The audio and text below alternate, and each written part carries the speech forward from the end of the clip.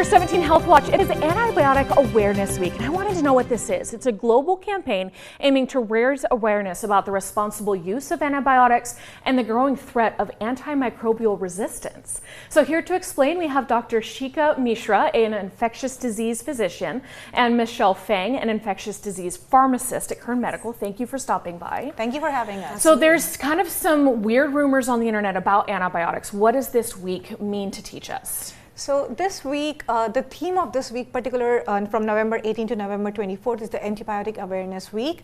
And the theme for us in the US is fighting antimicrobial resistance takes all of us. Okay. Creating awareness regarding appropriate use of antibiotics, making sure you follow your prescriber's advice, not using the leftover medications and not sharing with people, as well as understanding when is actual necessity to use the antimicrobials. And the reason for that is because we have growing antimicrobial resistance in the US, so it's a huge concern that we want to make sure that people are aware, when we should be using antibiotics and when we don't need them. Yeah. Well, and that was an interesting thing. My middle daughter had chronic ear infections for years, and I remember her pharmacist being like, I don't want to give her cephalexin again, I don't want to build up her resistance, and I didn't know what that meant, and she was like, you know what, don't worry about it. I'm sorry that I made you worry about it. She goes, just follow these instructions to a T.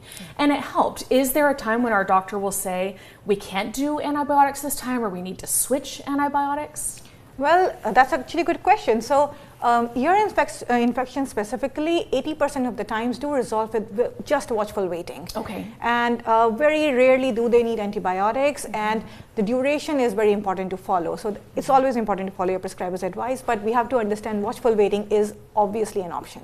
An option. And then also I was thinking of you ladies, I wanted to ask you this question if you have an answer. A lot of people talk about going down to Mexico and grabbing antibiotics to just have on hand. Yes. Is that dangerous?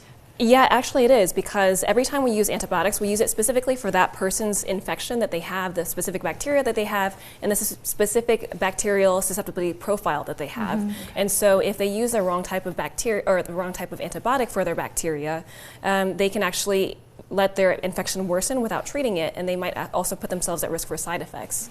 And so, yeah, we recommend that anytime antibiotics are used, they're used under the kind of supervision of a provider, healthcare provider.